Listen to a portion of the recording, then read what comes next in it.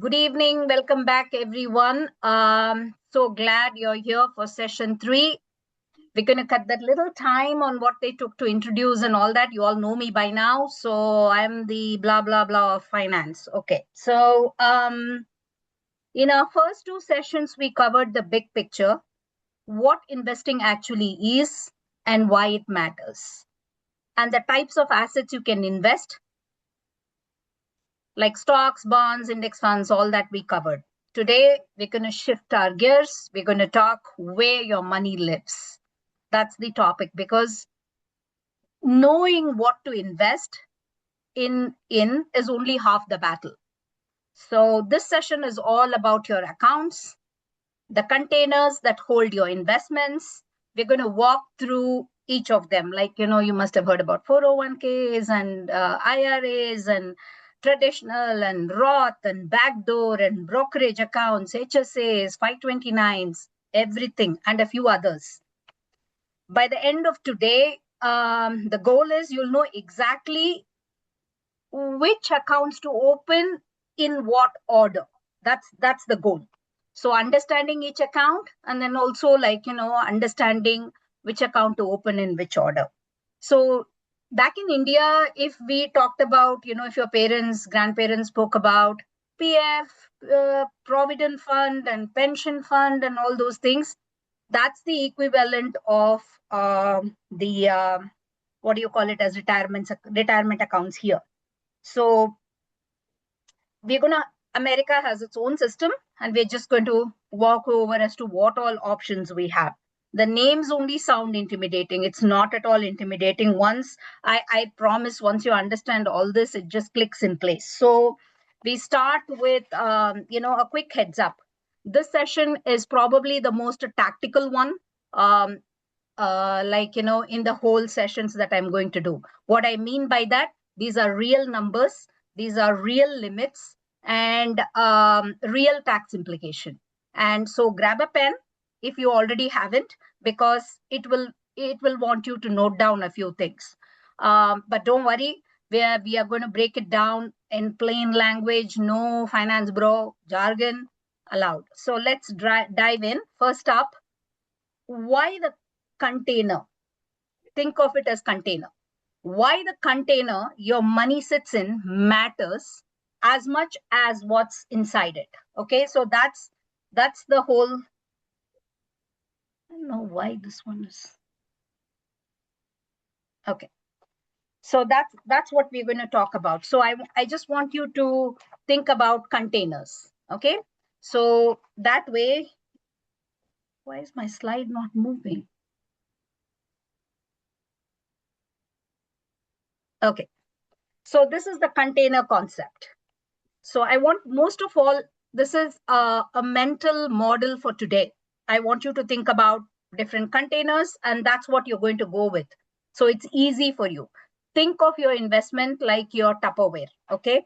The container is the account, your 401k, your Roth IRA, your brokerage.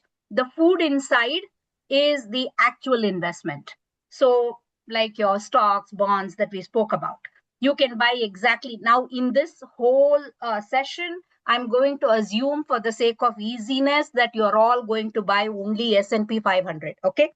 Because that makes it easy to compare and understand the whole concept. So all of us, in every container, we are going to have S&P 500 index fund. So whether it is anything that I'm going to discuss. So that's number one. The thing is, the same fund, same returns that we are going to assume, but the tax treatment is going to be completely different. So same food, different container, widely different outcome. That's the whole thing today. So I wanted to give real example today. So that's easier for you all to kind of know what I'm trying to say. So it's like, give me a minute, guys. I just wrote some numbers, and sorry, I just had to rush from the work and then start this. Okay. So we are going to have 3 moms. I'm going to pick up the 3 admins that are helping me. So that'll be Vidya, Madhu, and Madhvi, right? These 3 moms are helping us today. So I thought I'll just pick on them. and we will go with that example forever. So they three assume have 401ks with a 4% match from their employers. That's free money. Okay, a guaranteed 100% return, non-negotiable. In real numbers, let's just say this is not real though. Okay, Vidya earns about $85,000 a year. This I made it up because I really don't know what all they earn.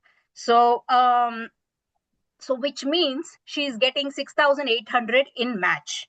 Madhu earns 180,000. This is just my assumption, okay?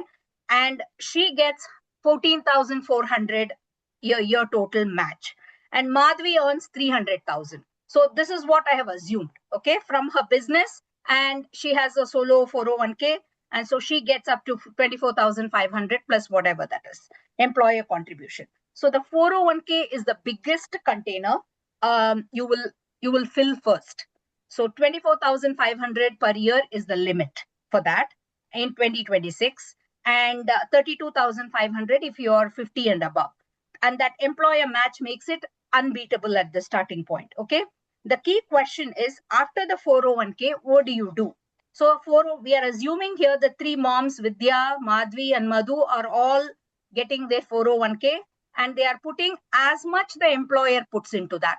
If it's a 4% match, Vidya decided, I'm not going to let that go for free. I'm going to put that 4%. Same way with Madhu. She decided, I'm going to get that. Same with Madhvi. Madhvi is a self-employed, so she decides to put more and take more. So that's the concept. So three moms, three accounts, same. Okay. Then after 401k, what happens? Let's talk about $7,500. Next $7,500. I took 7,500 because that is the contribution that is maximum for any IRA. So I have taken the 7,500. Now each mom takes 7,500 a year into a different account. Okay. Now the 401k is filled. So same S&P 500 index fund, as I told you, 30 years, 8% average return. So all at 35, here again, I'm assuming this, all are at 35% income tax bracket and all are at 20% capital gains. Okay, which is not the case otherwise. Otherwise outside, it depends. You can be in 20%, you can be in 22%, you can be anywhere on the spectrum from say 10% to 40%. So, but now here, for the sake of simplicity, I'm going to assume everybody is at 35% income tax and 20% capital gains. So raw math, 7,500 a year at 8% for 30 years comes to 850,000. Okay. Out of which 225,000 is contributed and 625,000 is grown, like what I told you, compounded over year after year after year. So mom one, let's talk about Vidya. Vidya decides that she is going to contribute the $7,500 after tax, the 2026 IRA max pre-tax cost into a Roth IRA. Okay, so she is putting it into a Roth. So that's what you need to understand. This will explain to you why this makes a difference. So after 30 years, that has grown into 850,000. Okay, taxes at withdrawal, zero. She decides to take money, she pays zero tax. Not a penny on the 625,000 that it gained. Okay, so 625 is the gain, rest is what she contributed to it. So she keeps 850,000 as is to herself. This is not rocket science. This is just small mathematics that everybody, if you start putting in for 30 years, this is how your bucket grows. So mom two, let's talk about Madhu, what she does. She decided that she's going to put it into a traditional IRA and not a Roth IRA. Okay.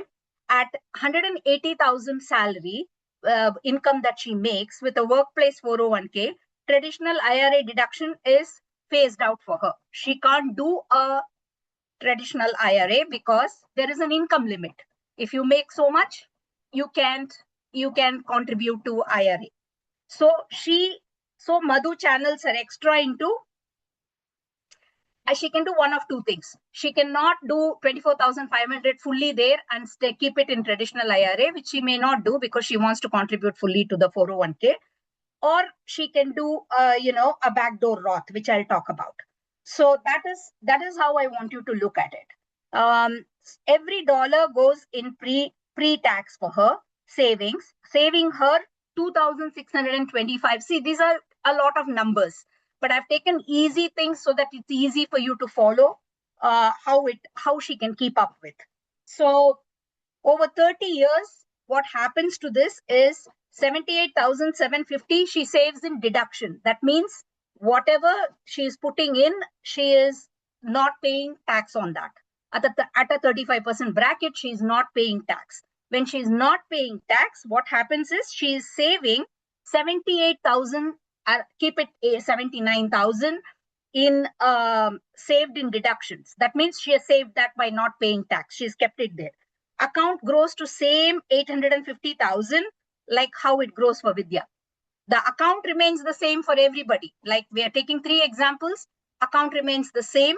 They are all putting 7,500. We are assuming. In this case, we are assuming that, she is going to put less 7,500 in 401k, but keeps it in traditional so that we get the example right.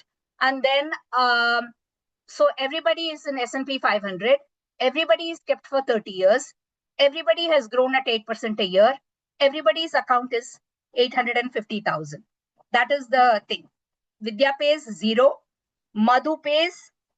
What happens is she will, when she decides to withdraw that money, she will be charged that 35%.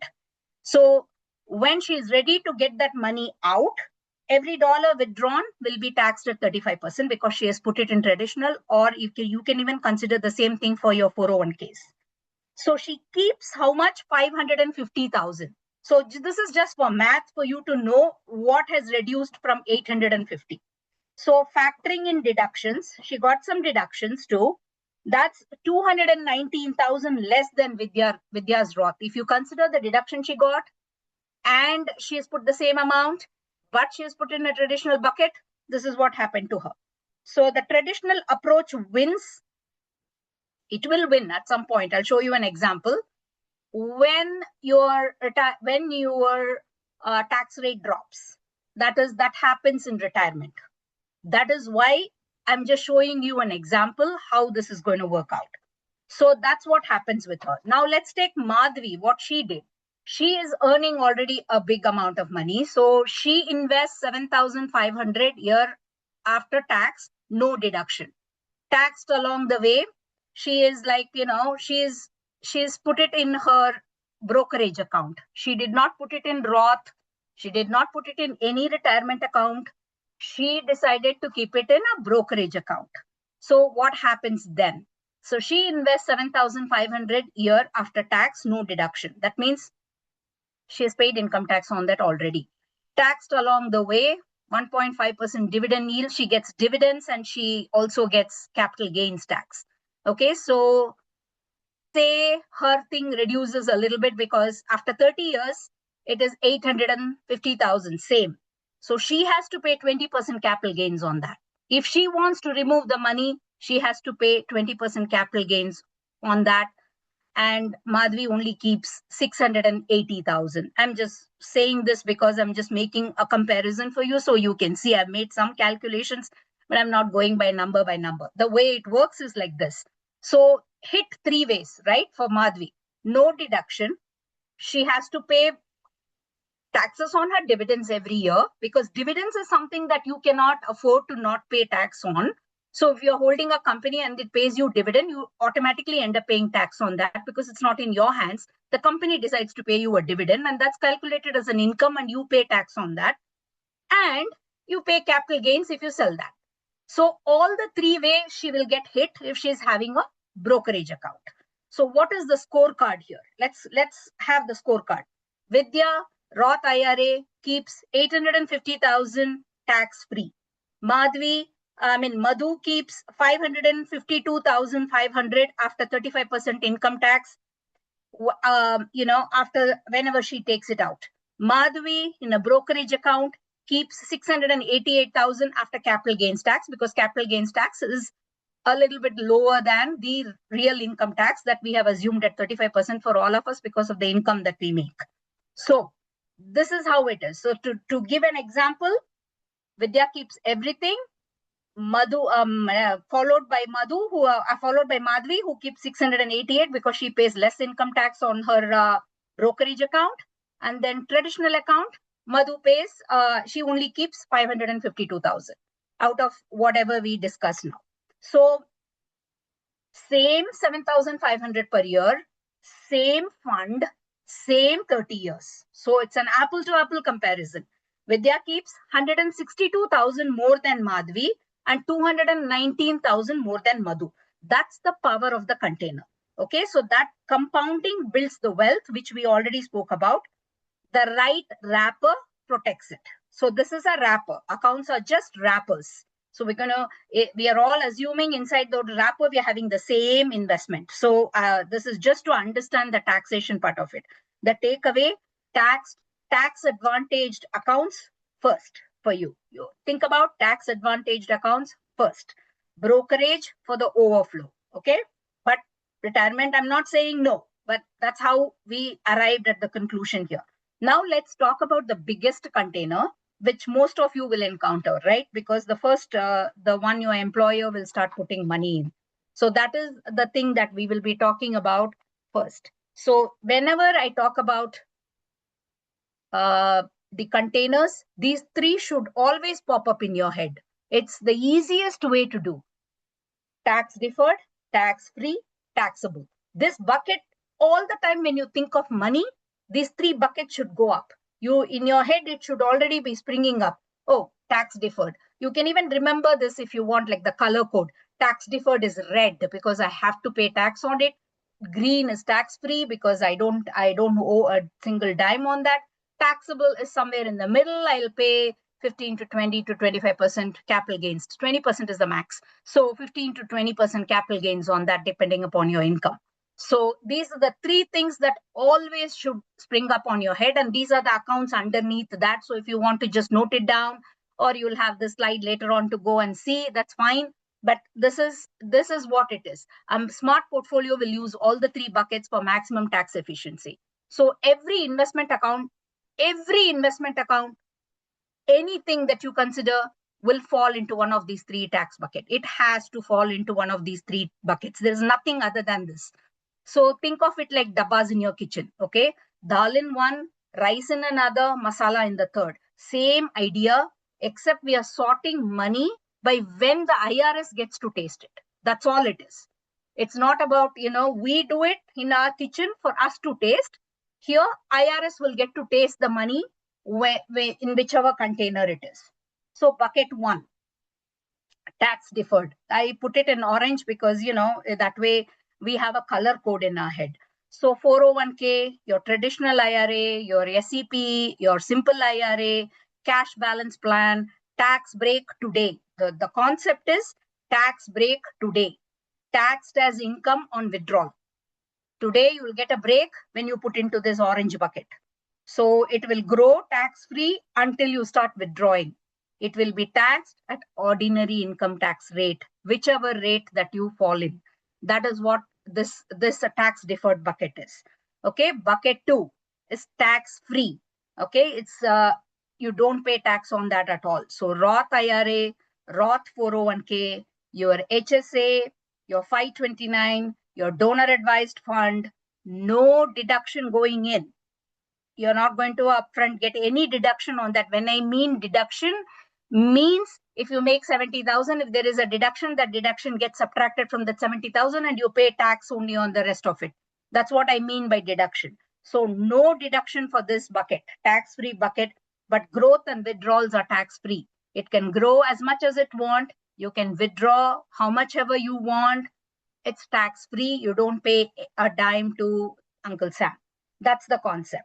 So you put in 7,500 today, it grows to 100,000 over 30 years. You owe zero on that $92,500 in gain.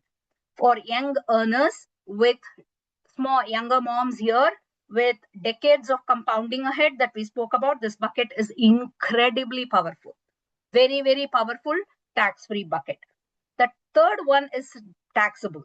Brokerage, savings account, your CDs, no special tax treatment for any of this. You pay taxes on interest, you pay taxes on dividends, you pay taxes on, and also pay taxes on growth, which is called the capital gains as they happen. The upside of this is total freedom. You have freedom to do what you want. There is no contribution limits. You can put as much as you want. There is no penalty for withdrawing. That means no withdrawal penalties whatsoever, no age restrictions. Great for non-retirement goals. When I say non-retirement goals, it could be anything from buying house to anything for that matter. So that is the one that taxable thing is. So if our parents talked about PPF and all that, here is the parallel, right? Our provident fund and PPF is India's tax deferred account, the orange bucket. A Roth IRA has no Indian equivalent at all. So, and honestly, if our parents had access to one, they would have maxed out even before the morning chai. I'm telling you, before even they drink the chai, they'll be thinking of, putting that into the tax-free bucket. We do not have that in India. It's only the US that gives you that option of having some tax-free concepts. So withdrawal day. So we spoke about these three. Let's talk about the withdrawal day of these three buckets. Okay, three moms. Let's bring them back. The three moms. So three moms are going to want 50,000 for whatever. They had a car repair. They're going to renovate their kitchen. They're going to do something. So they want $50,000. Okay, all the Vidya, Madhu, and Madhvi, they want 50,000. Each mom built 850,000 from $7,500 a year. I'm just bringing back to what I said, over 30 years. Now they are retired. Each needs $50,000 to do some work, okay, in their house.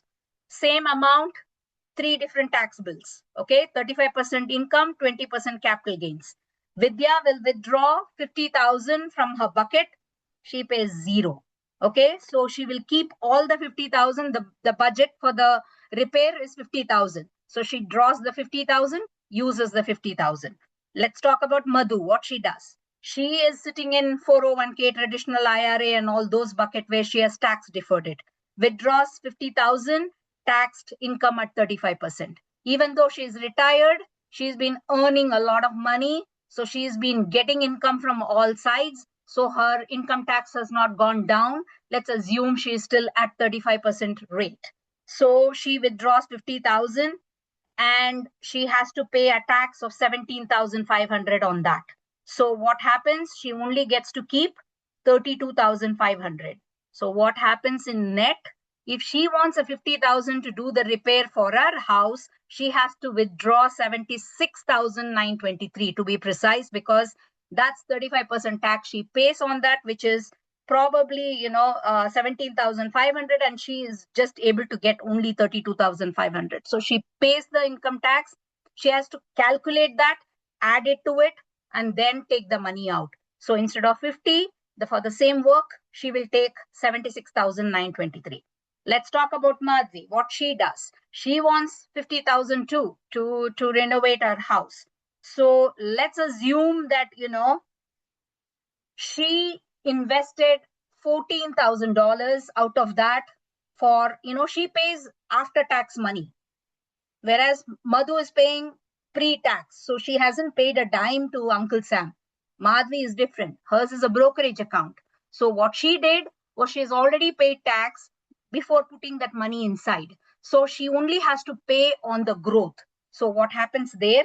Her 14,000 is, for simplicity's sake, let's assume 14% is what she put. It grew to 50,000. So she has to pay tax on $36,000, which is at 20%. She pays 7,200. So she gets to keep 42,800. So each one is different. So the same bucket, especially when it comes to home repairs, car breakdowns, because these are sudden. You can't plan that time what to do. So that is when this account really helps. So Vidya can just take, she knows 50,000 is what she wants, and she takes it and she uses it. Now Madhu will only get 32,500. So she has to pull more. Madhvi gets less than, she gets 42,800, because she's paying 20% on only the gains. So that's how this works. This taxable, tax-free, and tax-deferred concept. So scorecard for you. Like how we have scorecard for everything, let's have a scorecard. Vidya's Roth, 0 tax. Madhvi, 7,200 she pays in tax for capital gains. Madhu is paying 17,500 in income tax. That's how it will pan out. Over 20 years, Vidya pays 0. Madhvi pays over 20 years. Now I'm not talking about just the 50,000, the whole bucket. Madhvi will pay 144,000 in capital gains. Madhu will pay 350,000 in income tax. Over 20 years, 7,500, same concept. The tax treatment is different. The smartest investors will use all three buckets. Okay, that's called tax diversification. Pull from different buckets strategically so that, you minimize your tax bill in retirement.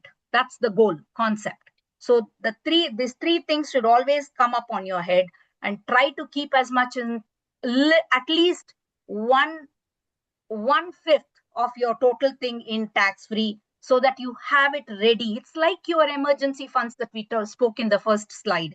This is something that will help you in sudden things. You want how to place it, where, in which account to keep it. So this will help you. Now let's dive a little deeper into each of these buckets, starting with, we can also talk about cash balance plan that I spoke about here for the business owners. Okay, I know that a lot of moms here are business owners. They probably did not think about this whole concept of, how to use a cash balance plan. So this is something probably some of you can take away. So I put it as business owner plans and your retirement powerhouse. Okay, so we'll talk about so let's go back to our example. All these three moms have logged in their 401k fully, and that is their base layer, right? They finished it. Now let's talk about what you can stack on top of the 401k, especially if you own a business or a practice. That's very important. Cash balance plans are nothing but defined benefit plans that lets each of you who are business owners contribute about, say, 100,000 to 200,000 per year. That's how much tax benefit you have. You can put, you saw in the first slide, it's only 24,500 plus 8,000 is what IRS lets you do. But if you are a business owner and you are able to give work to someone else or work for yourself, you can put extra 100,000 to 200,000 per year, all tax deductible. That means you get away paying lot lesser tax. If you are a dentist or a doctor in a medical practice or a dental practice earning this say $500,000, you could shelter a massive chunk from taxes. This is the single biggest legal tax deduction available to practice owners. To business owners, this is the single largest legal tax deduction available. Okay, so all the medical practices, dental practices, eye care providers practices use these as a cornerstone of their retirement strategy. So it's very important that, this is somehow, and the assumption here is that these people are going to have lesser, they will not be at the 40% tax bracket. They're going to be somewhere 25 to 30% when they retire. That's kind of the assumption here, so that, this option is given to them. So key insight is you can stack these plans together. Like, you can have a 401k, plus you can have a cash balance plan, you can have a SEP, you can have a simple IRA that we spoke about, paired with all this cash balance plan. And you probably can save like $100,000s per year while cutting your tax bill significantly. So I have a lot more things on this, which we will talk in the later slide. I have a wrapper slide, so we can talk about it there. So let's talk about an example. So Madhu, when I say Madhu is traditional IRA mom and 401k mom. Okay, so she chose the traditional IRA for her extra 7,500 a year. She makes 180,000, just to brush your memory. So she also runs a consulting business earning by the side. Okay, she not only earns that, she also makes 150,000 on the side doing some consulting business. That's what she does. With that income, she can set up a SEP IRA and put a cash balance plan, together, plus a cash balance plan. sheltering over 100,000. So whatever she makes in that 150,000, she can actually put full 150,000 or definitely up to $100,000. So at 35% tax rate, that's 35,000. Let's, for easy sake, let's keep 100,000 is what she wants to save from all these things, cash balance and SEP and all that. She's going to save $35,000 in tax savings annually. So when we talk about 20 years, you can do the math for that. So that's what Madhu does. Madhvi is earning a lot, but she did not know about these plans, okay, and has been putting all her money into brokerage because she has a brokerage account. Once she taps into the business owner plans, she can access the same tools, okay, because she's sitting in a brokerage account where she can take it and access it. And Vidya, even if she freelances, maybe she can have a SEP IRA only to that amount, right? Business ownership unlocks retirement accounts that employees don't have access to. If you're working for an employer, we don't have access to that. If you are a business owner, you have access to all these stacking. Otherwise, we don't have any other people who are working for an employer. We don't have those options. So let's look at these IRAs, another tool, that works alongside all these business plans. I know it's a little dry subject because it's a lot of, I wouldn't say it's jargon, but this is real. Everybody need to know about Roth IRA, traditional IRA, retirement plan. And then, if you're a business owner, how do you say on the side you're doing a dance thing, or you're doing something with event planning, or you're doing something, say, something, that brings you extra revenue. All those revenue can be put aside without tax, which will help maybe your spouse making a bigger amount. So that way you're helping reduce the tax bill now, so that later on, if your tax rates goes down, then it's easy for both of you. So that is the concept there. So now your IRA options. The core idea here is tax break now, pay taxes later. Contribute 7,500. I'm saying 7,500 because it's the limit. So 2026 limit. In the, say, 22% bracket, and you save 1,650 taxes per year. Here, the investments grow tax deferred. No taxes on dividends or gains while the money sits there. So you're not paying any tax on that. The catch, the withdrawal after 59 and a half is treated as an ordinary income. Maybe at that point of time you are earning less, you can pay less. But the catch is that everything sits there and you are going to be paying tax when you retire. When can you access it? When you're 59 and a half. And you say at 59 and a half, say all of you are doing really, really well, and you don't want to take that money from there and pay income tax on that so much because you've been prudent to also fill the other two containers, then you can wait until 73.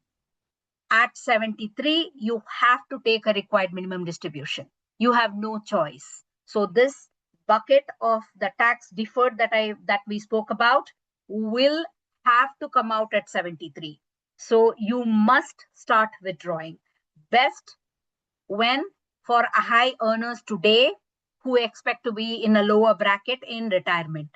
Important, if you have a workplace 401k, the deduction phases out above certain income threshold. So, if you're making like 150,000 for easy sake, let's say, you cannot contribute to this IRA, traditional IRA. So which means you can't take a deduction.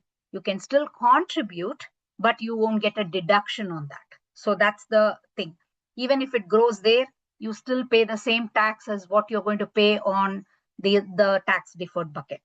So let's go back to examples. Okay, Madhu is earning 180,000 with a workplace 401k. So the traditional IRA deduction is fully phased out for her. 150, you cannot put a traditional IRA. So she can't get a tax break on a separate IRA. That she's not getting it. Her move can be a backdoor Roth IRA. So that's a concept probably everybody must have heard here, because I know so many people call me and ask, how can I do a backdoor Roth? How can I do a backdoor Roth? That means all of you are in a bucket that is more than 150,000 is the single, and jointly you can add another 150 to it. So 300,000 if you're making husband and wife, you can only do the backdoor Roth. So what happens is, what Madhu can actually do is she can contribute 7,500 into a IRA account. So this is a little bit a longer route, but it is a most efficient route. So she will open an IRA account and put non-deductible amount of 7,500, because she's allowed to put 7,500. So she'll put non-deductible. That means you're not going to take that for your income tax, but you will put it there, and then you will convert it into Roth tax-free. So then it starts growing in the Roth bucket where Vidya is sitting, right? So that grows. That you can use it later on. But this is available to every one of you if you are earning high to use a backdoor Roth IRA.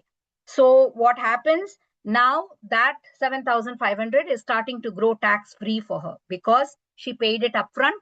Now she doesn't have to pay. So her traditional 401k handles the tax deductions, whereas the backdoor will build tax-free wealth. She's playing both sides brilliantly. That's how she has to do it, because she's earning more than that and she has to use the backdoor Roth strategy. Now, on slide 2, Vidya's Roth beat Madhu's traditional 401k, right? On the same 35%, we compared it. We said, how much more did Vidya make just because sitting in the Roth? Here, we'll talk about this now. This is the perfect example. If Madhu's rate when she retires, say, drops to 22% when she's retired, she's no more in the 35% bracket. She is in the 22% bracket.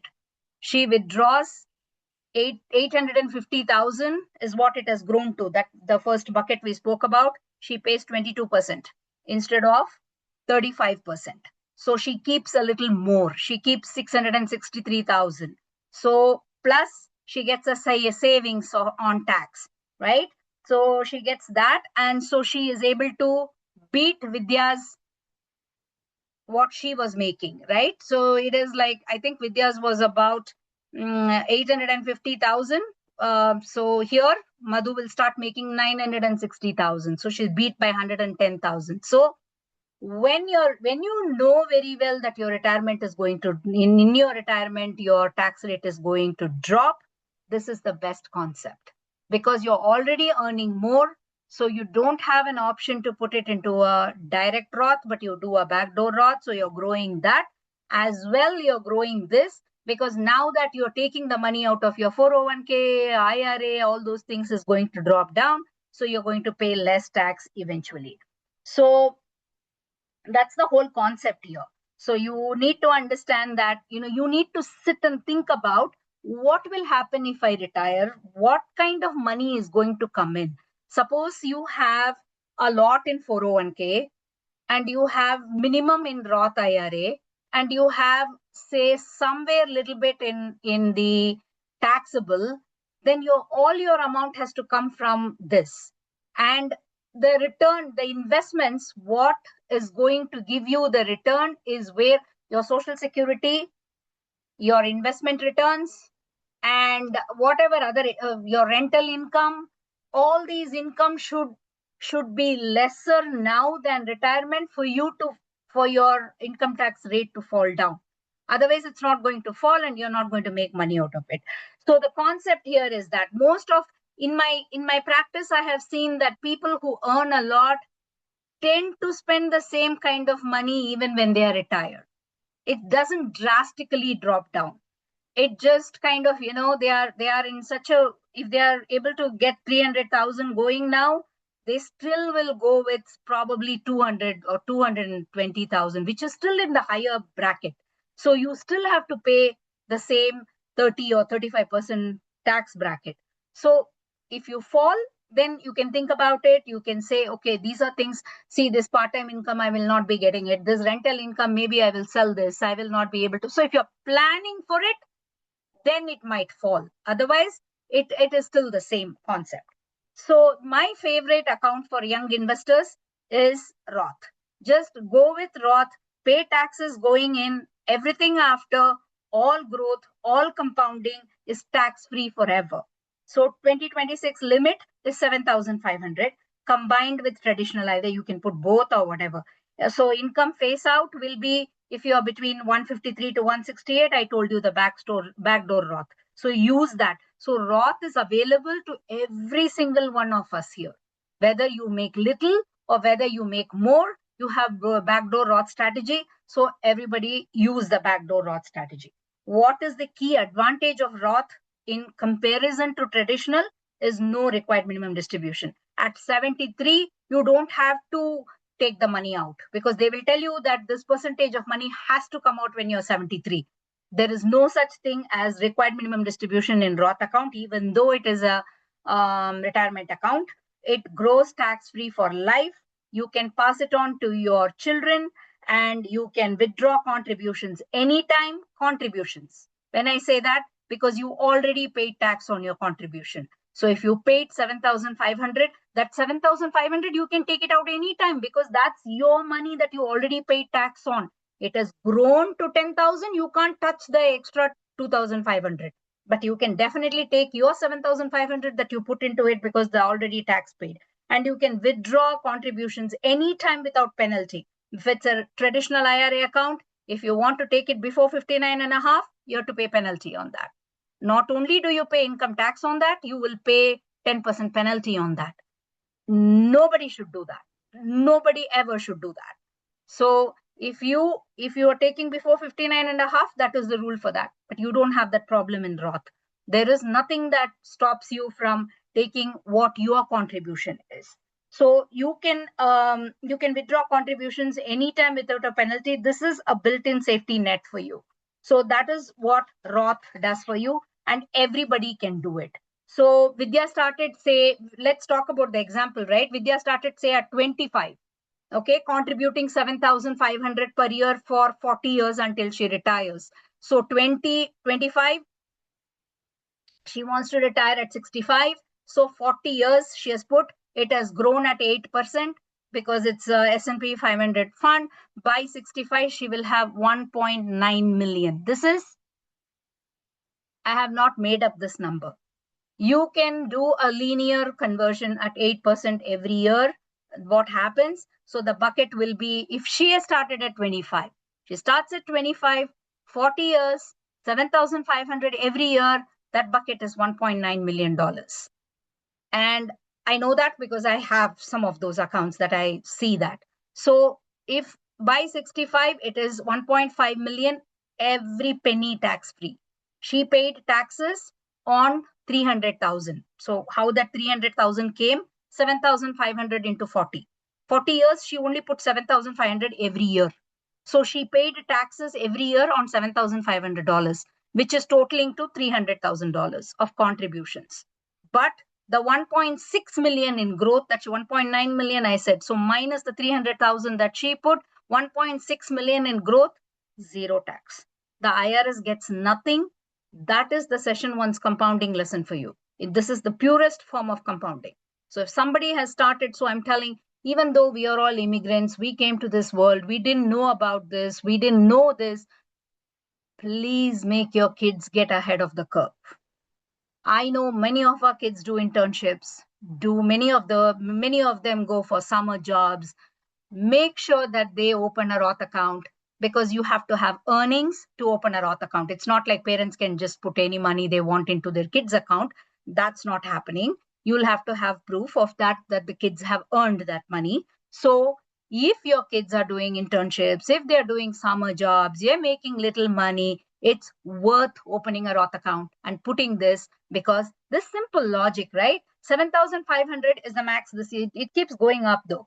So last year it was only 7,000. So every year it goes 1.9 million. It's a big amount to have for anybody. So that's like, no brainer. So rule of thumb, okay? Low tax rate now, expect higher later. Roth. High rate now, expect lower in retirement. Traditional. Okay. For most young women early in their careers, all my lovely young moms here, Roth is the better bet. But you can have both. So as and when you go up, you can decide to have both. But yeah, Roth is a better bet. And if you're young, start early. That's the whole concept here. Okay, so which one is right for you? See, traditional or Roth, which one? It depends on your tax situation now versus retirement. Okay, low rate now, expect higher later. That's what Roth is. Expect higher later, and then high rate now, expect lower later. For most young women early in their careers, please do the Roth. There's no this. You can ask me why not both. Having money in both actually gives you flexibility in retirement. So you can, because pull from the Roth in years you want to minimize your taxable income, pull from traditional when you're in a lower tax bracket. So that's how it helps you. If you have both, you will eventually have both, because if you have a 401k, you worked in, the finest example is you worked in 4 different places. Everywhere you have a 401k. So you don't want to leave it everywhere. At the time you are 60, your first job, you'll forget what has happened to that 401k. So you'll want to consolidate and put it in an IRA. So that comes to the IRA, which is a traditional IRA. So having both buckets help. Okay, having money in both gives you flexibility in retirement. Pull from the Roth in years you want to minimize your taxable income, and pull from traditional or your that bucket of 401k and all that when you are in a lower bracket. So different containers for different purposes, all part of the same meal. Okay, let's go back to the example. Let's get the full picture. The 3 moms all accounts. Okay, so Vidya makes 85,000. We didn't forget that. And Roth 401k paying taxes now at her lower 22% rate. Because she's making 85,000, she falls in a 22% bucket, 22% tax rate. This is real because we don't want to assume. And then a plus a Roth IRA on top. She does that. Both grow tax-free forever. She's making 85. She's even able to contribute into the 401k Roth. Because now in the last year, this new change has come where we have an option of having a Roth 401k. Before it was there in some places, but now they made it mandatory. The president made it mandatory for all of them to have that, at least for the catch up. So now you cannot have a catch up of $8,000 that I'm talking about for 50 or above in the 401k traditional plan. You have to have a Roth, so that amount goes there. If you're making above a certain limit, if you're making above $150,000, the president brought a new rule that you cannot do extra 8,000 in your 401k. So you have to do it in your Roth 401k. So now all employers are forced to offer both to you. They have to offer traditional and Roth 401k to all of us because of the new rule that came up. So let's talk about Madhu, right? She makes 180,000. Okay, traditional 401k maxed. She maxed her 401k at 24,500. She doesn't want to do Roth 401k because she needs the break now. She's making 180,000. She wants to save taxes on that, so she is putting into the traditional 401k. So what does she save in taxes by doing that? 24,500 is the max that is allowed. What does she save in tax? She saves about 8,575 in taxes. Let's for easy sake say she keeps $8,000 she saves in tax. So traditional IRA deduction is phased out because of her income. So we are stacking, we are seeing what she can do, right? 180,000, she cannot do a Roth 401k because she wants that deduction because she's making so much.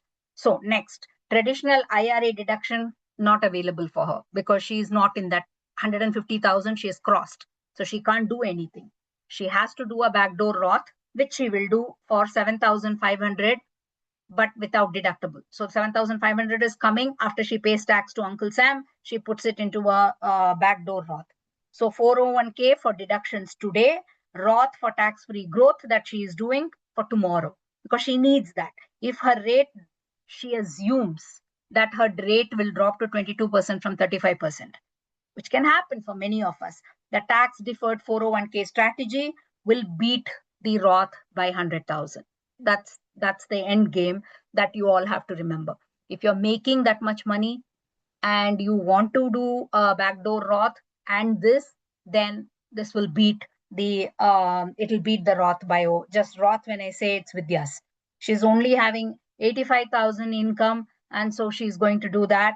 So that is how you look at this.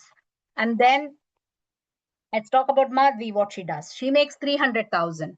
So above Roth IRA income limits. So she can't even, like, she's also a business owner. She has her own things to do. So she can max her solo 401k, which she can make. Meaning, even if you're a single business owner, you can open your own 401k account and put yourself as an employee 24,500 for deduction, which is available to every single person. So if you have your own business, you can still do that. And plus employer profit sharing. In that case, she herself is the employer. So she can give how much she wants to that plan. So she can also do a backdoor Roth because she cannot do a Roth. And so her all the other money that she has, brokerage for overflow and non-retirement goals, she puts it into the brokerage account because she has a brokerage account. And all three tax buckets simultaneously together, tax diversification in action for her. So don't overthink this. The wrong IRA type is still infinitely better than not investing at all. So invest. We have covered employer plans and IRAs. What about money for goals that aren't retirement, or once you have maxed out your retirement accounts, the one that we're speaking about for Madhvi, we can talk a little bit deeper about that. So the brokerage accounts. So once you're done with retirement accounts, you have decided you put the completely everything into your 401k, and then you also did the backdoor Roth. Now you're all set. You have more money to invest. This is what you do. Brokerage accounts. Most flexible account. I told you why. Because there is no limit. There is, whenever you want, you can take it. All that is there, you pay taxes, of course, on the growth. No contribution limits, no age restrictions, no withdrawal penalties, because you have contribution limits in 401k. You can only put 24,500. Your employer will only match so much.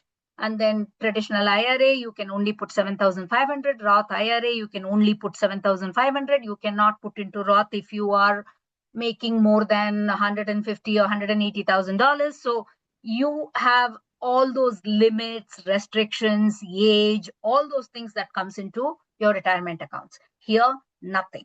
Most flexible, no contribution limits, no age restrictions, no withdrawal penalties. The catch? Taxes. Okay, so you pay taxes on dividends as you receive them, and capital gains when you sell. If you're going to sell, you pay tax on that. If you don't, you only pay tax on dividends. So how long you hold matter enormously. Okay, short-term capital gains, which is held less than 1 year in your account, is taxed at your ordinary income tax. Every time you do that, be mindful whether it's a short-term or long-term, because long-term is reduced income tax rate, whereas short-term you'll pay your 35%. If you're in the 35% bracket, you'll end up paying 35% if you remove it from that bucket. So it is the same, like whatever bucket you are in terms of income tax, that's what you pay if it is short-term capital gains.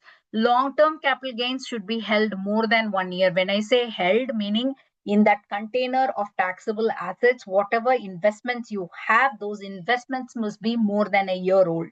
If it is more than a year old and you want to sell and take the money, then it is long-term capital gain. Okay. So lesson: buy and hold. Don't be in a hurry to sell unless, like, otherwise there are short-term options available for you. We know, right? Less than 1 year, if you need cash, you go to a short-term thing. We know about that. We don't do this because we don't want to end up paying tax on that. And in result, you will be selling more and paying more tax. So patience literally saves you money. That's the whole thing. The same patience that compounds your wealth, the same patience that and the time that manages your risk. Now the same patience also cuts your tax bill. So time is doing a triple duty for you.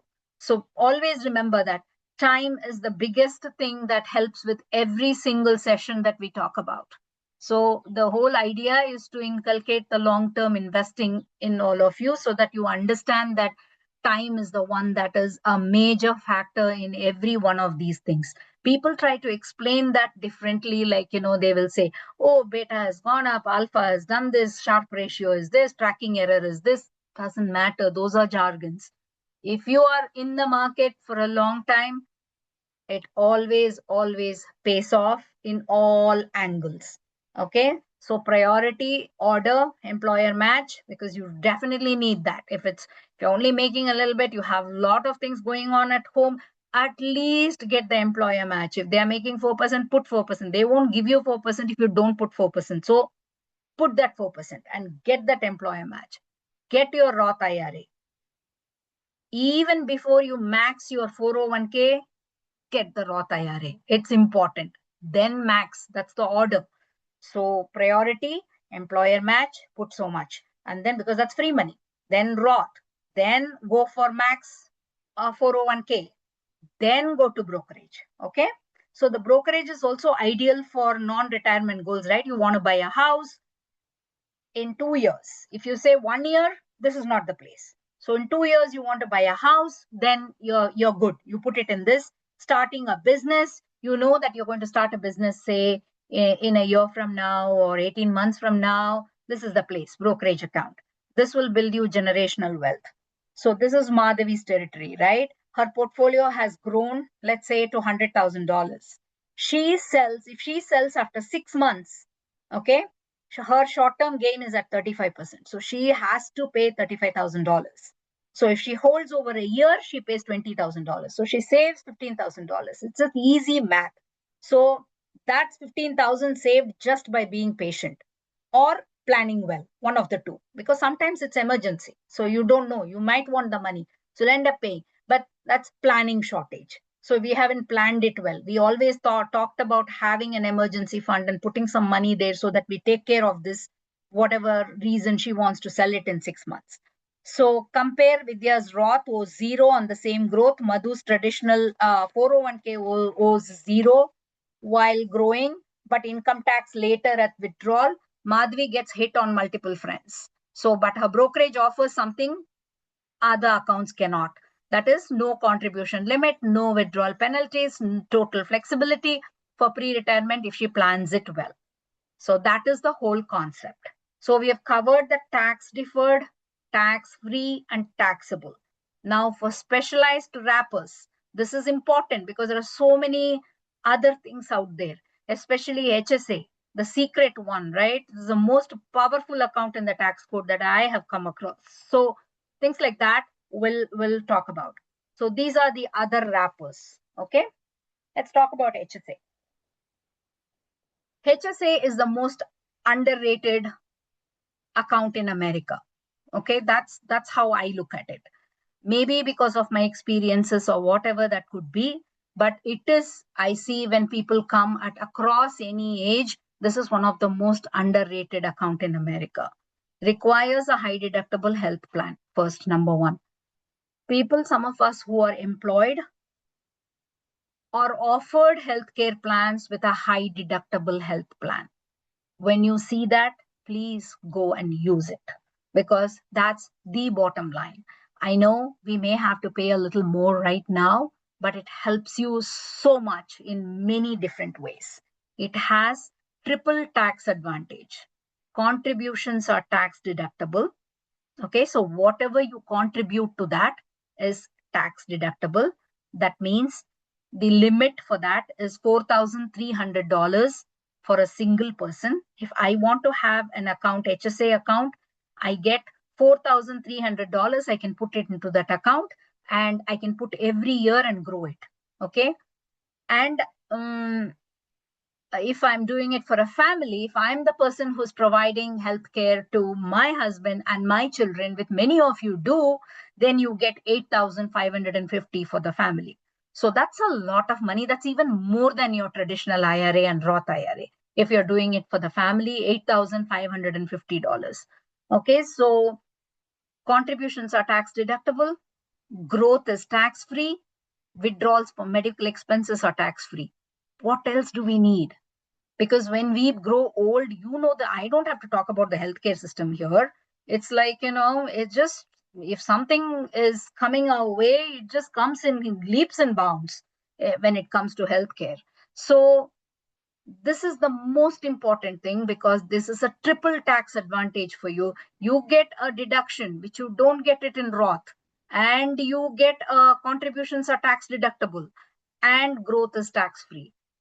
What else do we need? So please use this when you see it. Withdraw. No other account gives you all three. This is, if you know cricket, we say no, three things hat trick. This is the hat trick of tax savings. So please use it. Power move. I'm telling you, don't use your HSA for current medical bills, because you're earning. You can always use your things, right? Pay out of pocket. Invest the HSA. It's important.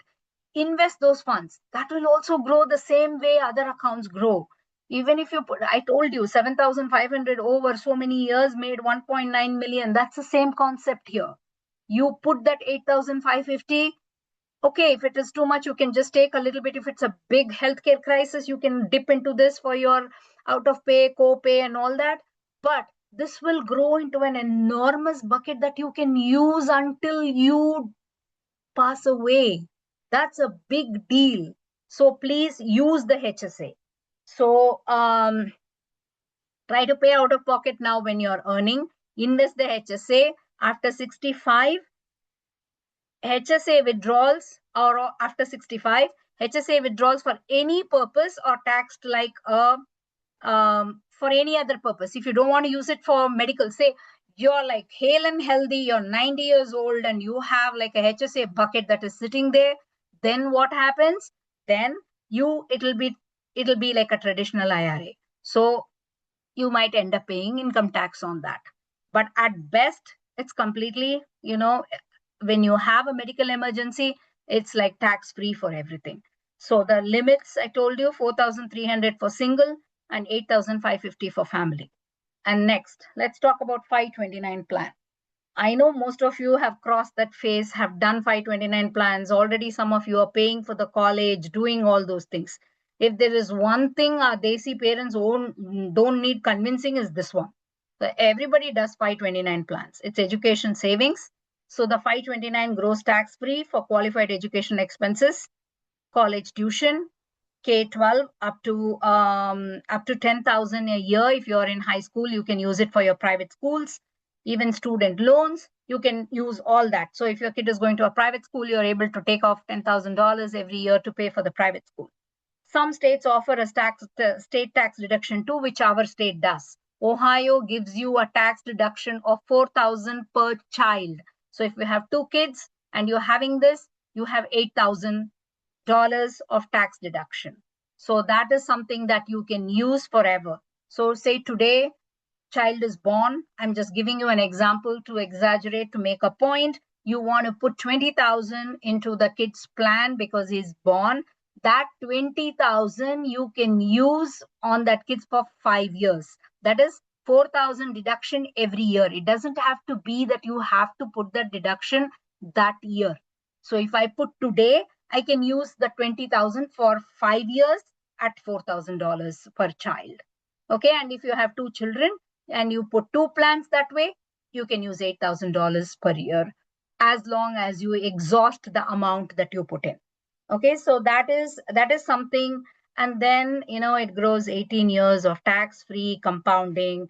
And the biggest thing is the inflation for healthcare and education are the highest. So what you see inflation outside, like 3 to 4% that we have seen in years, you can go back and check if 2 of your kids went to the same school to see how much the price has gone up. So the healthcare inflation, that means whenever you go to a hospital and you end up paying some things, those are also, those and the education, both are at a higher inflation. So you probably will be in the region of 6.5 to 7% easily for these. So it's better for you to do the 529 plans and make sure that you have.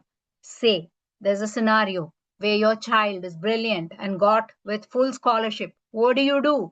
You can just change the name of the beneficiary from your kid to your nephew, your kid to yourself, your kid to the next kid, your kid to your grandkid. You can do all that. There's so much flexibility in that. You cannot use your HSA medical expenses for grandkid. You can use for your family, but you can't use. So, but even that is not there in this. You can use it for anyone. If you had a kid that got married, had a child, but he never exhausted his 529, change the beneficiary to the grandkid's name. That's a huge gift you're giving your grandkid. So that is something that is available for you in this. So backdoor Roth, we spoke about that, right? For high earners, Roth IRA income limits or traditional phase out, contribute to a non-deductible traditional IRA, then immediately convert to Roth. Why? The concept is, when you're converting, it has not gained anything in the market. What is the logic of paying for that? Is you pay on growth. So it's already paid, tax paid money, and there is no growth because you're converting the next day. There is zero growth. That's why you're able to convert that. So tax-free conversion it is. Caveat for that is the pro rata rule. So if you already have a pre-tax traditional IRA money, see, you never know about all these things, right? So you just understood that, oh, I could even do a backdoor Roth, but you already have an IRA sitting like 200,000, then it becomes a problem to you. You cannot do it. So what happens that time is like, solution, roll your old IRA money back into your 401k. So that's a huge process. Many people don't do. So it's just like sitting there to clear the path. This is exactly what probably, high earners can do.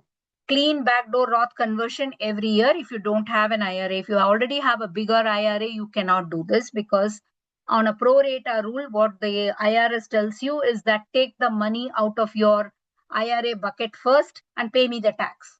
Then you can add this. You take it out and put it free for the Roth. So that's the concept there. Whenever you touch the money in that, Uncle Sam wants his cut first. Then only you can take it. That's why that pro rata rule is there. SEP IRA. So you must be wondering, what is this? So this is for self-employed IRA. So for self-employed and small business owners, contribute up to 50% of your self-employment income. Say you're doing, I don't know, you probably are having a small business, and you're earning something.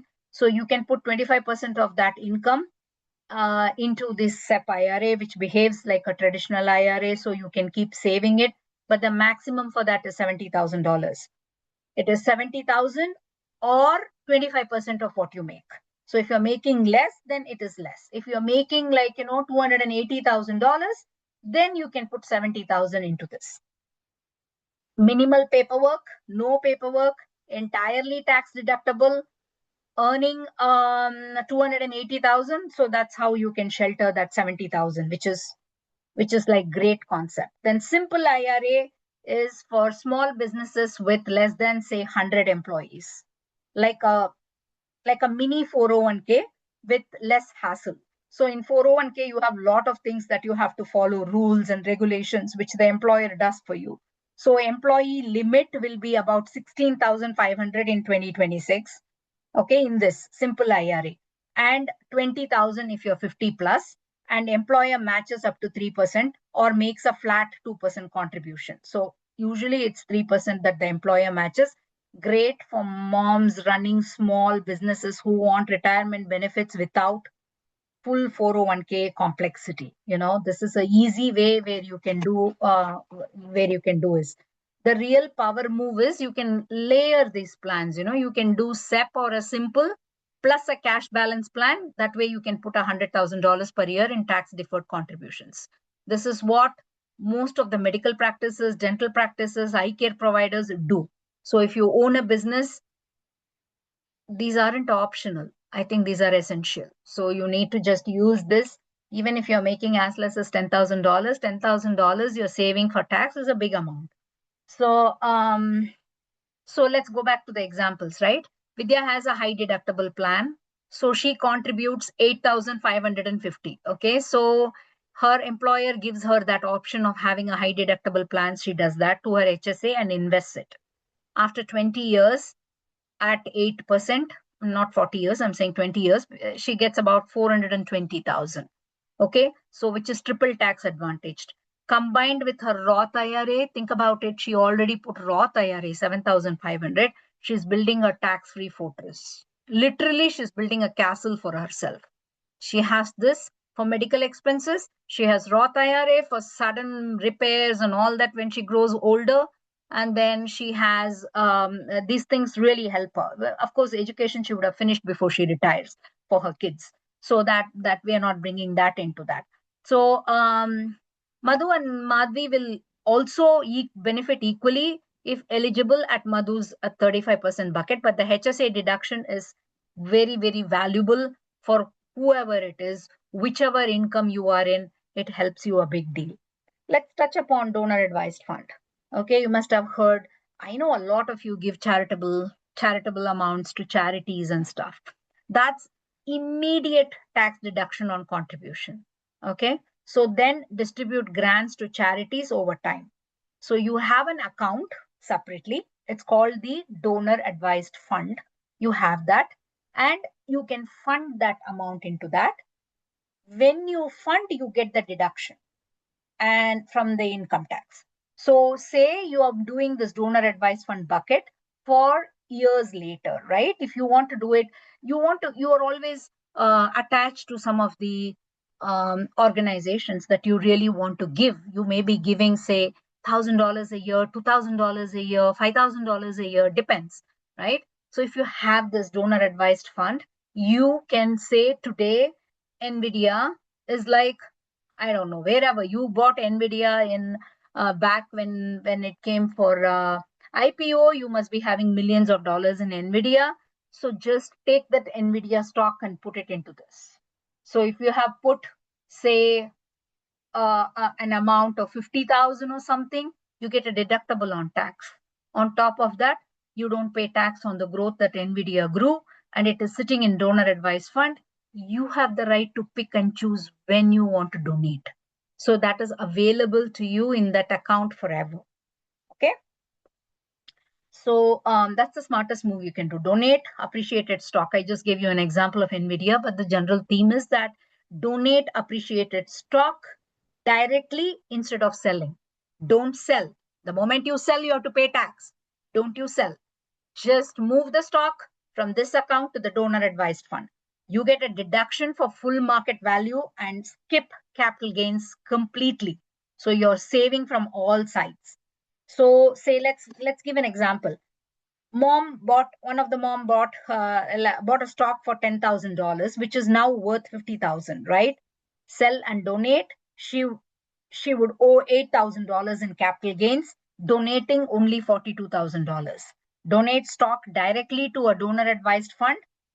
The charity is going to get 50,000 completely, and the mom will get a 50,000 deduction. 50,000 deduction at 35% is 17,500. You don't pay tax. That's a huge amount. Pays zero in capital. So you don't have anything to pay for. So you have triple win there, right? Tip: bunch multiple years of giving into one high income year and maximize the deduction. So that's the best way to do. So if you know that you are holding on to a year where you will have the maximum tax, that year you form the DAF and move it, because there are sometimes we spoke about paydays at Silicon Valley and all that. So those things happen. So into one high income year, you maximize it, and then you will be able to reduce your tax that front and have a pool of money sitting ready for any charity that you want to donate over a period of how many ever years you want. Okay, so let's pull it all together with a clear action plan. That will come to the end of this. So this is your account playbook. So step 1, contribute enough to your 401k, 403b, whatever that is. 403b is called for like a non-profit, like hospitals and teachers and all those people call it 403b, but it's the same thing as 401k. For the full employer match, non-negotiable. Okay, just do it. It's free money. Step 2, max your Roth IRA, 7,500 per year, max it out. If you don't have an account, have a backdoor Roth. Like if you're earning more, have a backdoor Roth. Step 3, max your 401k beyond the employer match, which is 24,500. Step 4, fund your HSA. That's very important if you're eligible. And step 5, put your overflow into the brokerage account. You don't need to max everything right away. Just know the order and move to the next step as your income grows, because every one of us, our income will grow. I told you in the beginning itself, don't compare your chapter 1 to somebody's chapter 20. Somebody sitting in chapter 20 may not even have the option of doing a Roth because they have gone that far and sitting in a big bucket of IRA, maybe because they didn't plan well. So they don't have an option of looking back and doing a Roth right now unless they want to pay taxes and do something about it. So if you are in chapter 1, chapter 2, for them it is. Just do it. Know the order, move to the next step as your income grows. Homework, please go and check your paycheck. Are you getting the full employer match? If not, log into your benefits portal tonight and make sure that 5 minutes, potentially hundreds of thousands over your career. Okay, do it after your dinner, after chai, before the WhatsApp group chat pulls you in. Please do it. This is very, very important. Then if you don't have a Roth IRA, try to see if you are eligible to open one and whether you can open and set up an automatic thing for contributions. That is important. Even if you're going to do, say, $200 a month, but just do it. Which account, which wrapper? That's why I'm saying Roth. Okay. For charitable givers with appreciated stock, this is people who are in chapter 20. Then, in between you can plan it well, but, you can open a donor advised fund and donate stocks directly. You get full deduction, zero capital gain, and no taxes. All three, the moms that we spoke about, started with 401k, step 0. Then each layered their own strategy. Vidya did Roth 401k because she was earning little. And just for you to give example, and then she layered it with Roth IRA plus an HSA because all this she was available. She was making 85,000. But believe me, she is the one who will have the retirement goal all set. Even though it's very little, she has the right strategy, started, planned it, done it well. She will have a better retirement than Madhvi. That is how it plays out. Even if you make, that's how I have seen it in my profession too. People who make a lot lesser are more prudent because they have planned it, they do it well, they go in this order. They always are better in retirement than people who make millions of dollars not able to plan it. Okay, so millions of dollars when you make, you have millions of dollars of expenses too. That's goes without saying. So keeping that in mind, start slow. Okay, then layer it with each of the things and then do it like this, 401k. Now that with the new option of having a Roth 401k, look at it. If you can afford to just push the money into that, that's a lot of money. Then layer it with 401k. Roth 401k plus traditional, the Roth IRA, and then HSA. These three will take you places because you're building small containers of money that's tax free when you retire to get it.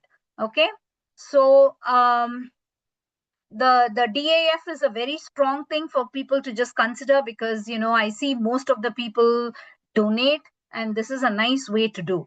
So that's the playbook in action. So remember, the best account is the one you actually use. So every day you wait, is a day of compounding you will never get back. So just go, look at it, layer it, and then we'll go from there. So session 1, time compounds your money. Session 2, time tames your risk. And session 3, the right account protects your gains from taxes. These 3 ideas are the foundation of everything that we are trying to build. Okay. So the next session will be deep dive into equities. I think that's more like, I would say, interesting to many of you than just knowing about which account, what should be there. But this is a necessity. You all have to know which account, which money has to sit in which account. So that order will help you retire peacefully. So the Roth bucket always helps you get tax-free money when you have emergencies. It always comes. Emergencies come because as you age older, like, the house gets older, a lot of house expenses that come, car, you have to buy a new one. You have to have a peaceful retirement life, and all these things keeps coming up. So it's better to think through that and have a bucket where you don't have to worry about taxes. Okay. So the session 1 through 3 taught you when, why, and where, right? That's exactly what it is. Session 4 will teach you what. Okay, so that's the goal. What to actually put into these containers. What is this equity? How does the stock market work? What does it mean to own a share? We spoke about what does it mean to own a share, a small ownership, but I want to teach you how prices move in the stock, why the market has historically gone up despite scary headlines. We'll talk about evaluating when you're buying. What should you see when you see a stock?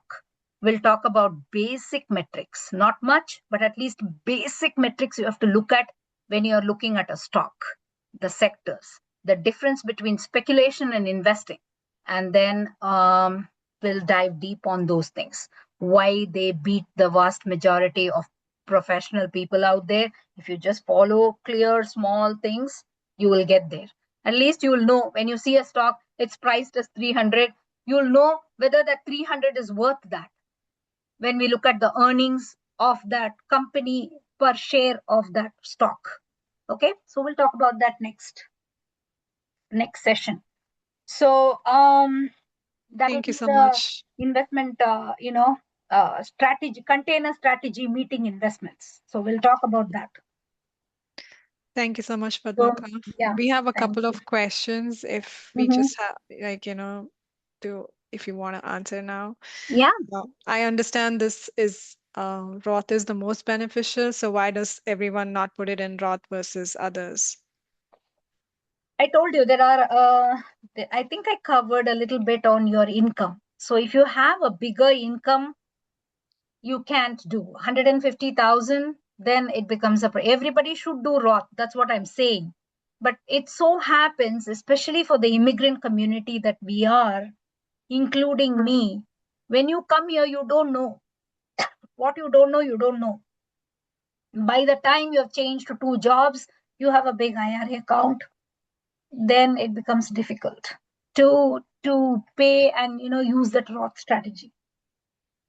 Sounds good. Thank you so much, Akka.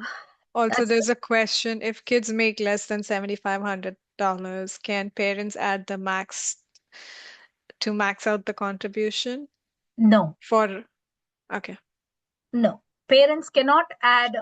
For if it is for Roth, you cannot add because it's an IRA, which means individual retirement account. account. So the account will be mainly in the kid's name. It has to be kids' earnings. Here's what the thing is. If they make less than 7,500, whatever they make, you put it. That's it. Even if they make 2,500, that's fine. Just put 2,500 into the Roth account. So that's what I would tell.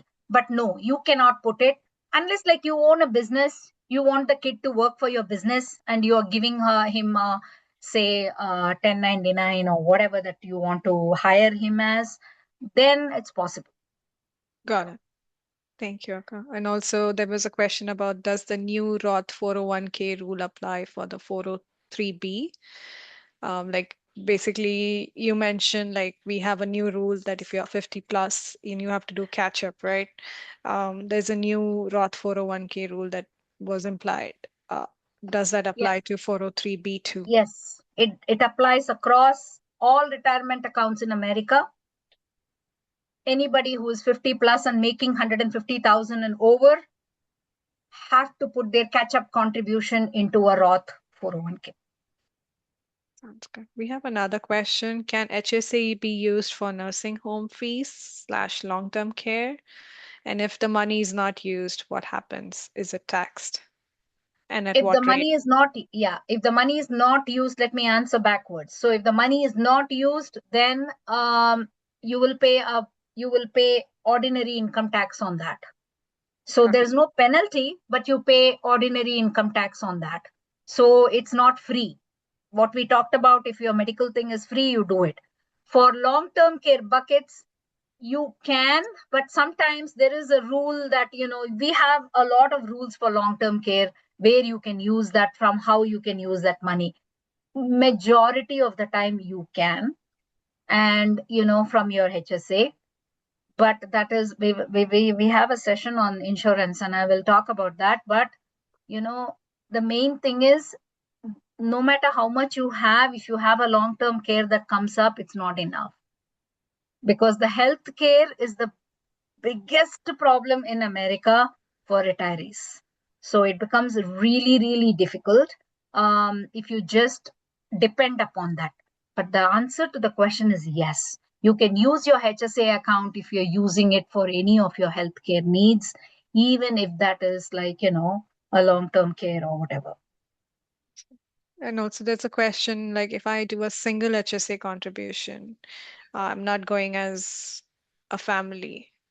Can I use the fund for my family when the need arises, or is it just for myself? You can single do it, but you have an option to pick the family members as beneficiaries on that account. Yes, you can use that for that. Thank you. And also, there's one more question about the 529. If not used, what happens? Can it be converted to IRA or Roth, and it is taxed at what rate?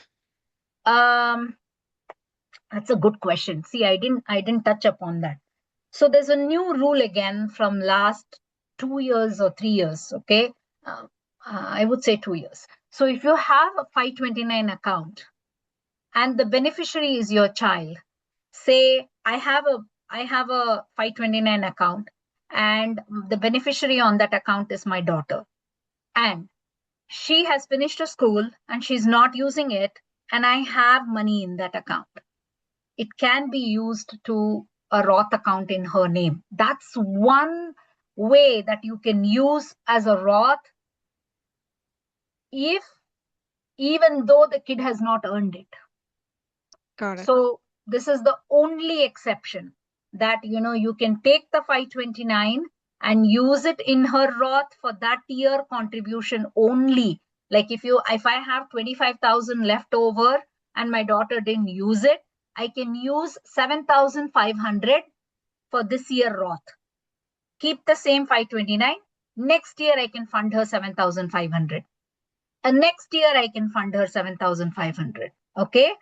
Yeah. Until it is, I think, 28,000, or 28,000. 7 4 are 28, 7 5 are, yeah, somewhere around that, like 5 or 30,000 something. So until then you can do it. If you have 50,000 in that account, you can only take that much, and the rest of the amount you will have to, if you're not using or not giving it to any other beneficiary, you will pay full income tax on that. Thank you. Thank you so much. And that's all for the session. We don't have any more questions. And if any questions come up, we've told the Yeah, moms I'm that available. they can reach out to us and we would be happy to answer these questions. Sure. So I just wanted to take this moment before we wrap up. I just wanted to give a shout out to our very pleasant host, Padma Jami, for voluntarily taking this effort to enlighten our moms about the financial concepts. take it from budgeting to understanding what employer matches, what is Roth IRA, how to diversify our taxes, what is a cash balance plan, a simple SEP for business owners. This has been extremely helpful and pretty easy to follow. You've made such a vast topic, a dry topic that can feel intimidating, much more approachable. So thank you so much, Padma. And thank you all participants. Thank you for joining and supporting us with the session. And I think we all have picked up something useful to take home today. And for sure, the homework that Padma Jami gave us. So make sure you guys are working on it. She's been really working hard to make sure we are making benefits out of her session and doing everything that she's requesting us to do. So let's keep this conversation going and keep learning from each other. And thank you once again. Thank you so much, Padma. Thank you. Thank you, guys. Thank you for being in the session. I know it's this subject is dry a little bit, but it's important. It's really, really important you know how to know your containers well. Next time, just keep thinking about the 3 containers. There are only 3 containers that you have to remember: tax deferred, tax free, taxable. These are the only 3 buckets. Tax deferred full income tax, tax free zero, taxable 20% capital gains if it's long term gain. Long term. Remember this. It's a big takeaway. Next time you go meet your anything to do with your finance and all that, you will remember to put this in place. Every Absolutely. dollar, what you earn has to fit into one of these buckets. Other than, of course, the taxable bucket also holds your checking account and your savings account. Absolutely. Totally agreed, Padma. I mean, even Yeah. though like there might be many who know about what IRA is, what everything is, but how to work to make it work for you. You've been guiding us pretty well, so thank you. Thank you. And please use your 529s, leftover 529s for your Roth, which is a great thing. That's something somebody asked, they have to earn. No, even if they don't earn, this is one way of doing it. Absolutely. Thank you so much. Thank you for that guidance, Padma. Yeah, Appreciate it. just one more point. If the kid is still studying and it's a beneficiary, they don't get it. If they are studied and they don't not using it for education and they've already gone into the workforce, then you can use it. Yeah, I mean, even if it's like, you're late in the stage and your kid is almost studying, you can start and then maybe pass it on to them later. So that's a good advice too. Thank you so much. Yeah. We appreciate it. Thank you. Take care, guys. Good night. Good night. Thank you, ladies.